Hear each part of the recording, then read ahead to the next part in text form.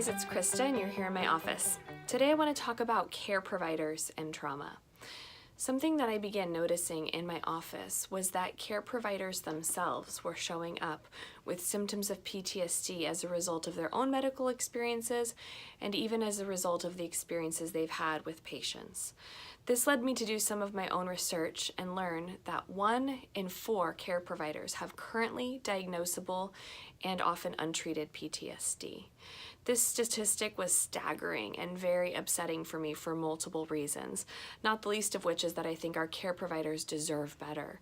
So my hope is that this video will be helpful to those of you who either are a care provider, love a care provider, or are responsible for the environment where care providers do their best work. PTSD has a long-reaching effect. We're only beginning to uncover with the latest science and experiments exactly how far trauma can affect the person across the lifespan. But there's 3 ways that I want to highlight that trauma can be impacting a care provider and why I want to make a case that we need to change the environment around care providers and the treatment of their trauma. The first way that PTSD affects a person is physically. We know that this is true. PTSD impacts the autonomic nervous system, causing stress hormones like adrenaline and cortisol to be elevated for too long. This can affect everything from sleep to the heart to the digestive system and obviously including mental health of the individual. Chronic stress can lead to fatigue, it can lead to burnout, it can lead to early death. The second thing that I want to point out is that PTSD has an impact on personal relationships.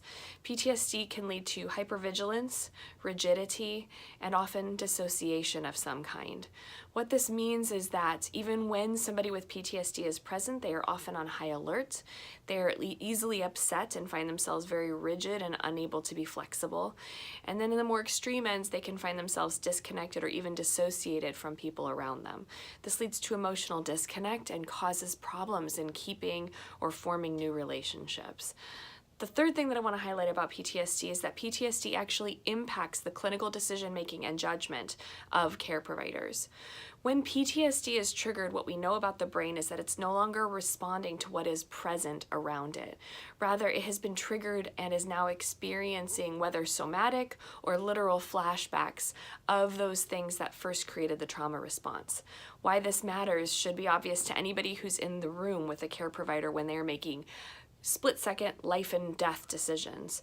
If that clinical provider is being impacted by anything that isn't present in the room, if they're feeling dissociated, hypervigilant, or rigid at a time when they need to be adaptive, flexible, and taking a great deal of input, the consequences can be disastrous. So for that reason, I want to make the case that I think this statistic shows me that we need to make a change in the environment of care providers. We need to make it something that's routine, that they are assessed for and given opportunities to heal their PTSD without any consequence or stigma attached. We need to applaud those care providers who make sure that those around them are well taken care of and who do take good care of themselves as well. Not only because they deserve our best since they give us so much, but because it impacts those of us who love them and those of us who are cared for by them. Thank you so much. That's all the time I have today. If you have any further questions, please note down in the links. I have more information on trauma and treatment options. And as always, if you found this helpful, please like, comment, share, or subscribe. Your support is always appreciated. Thanks for spending time with me today.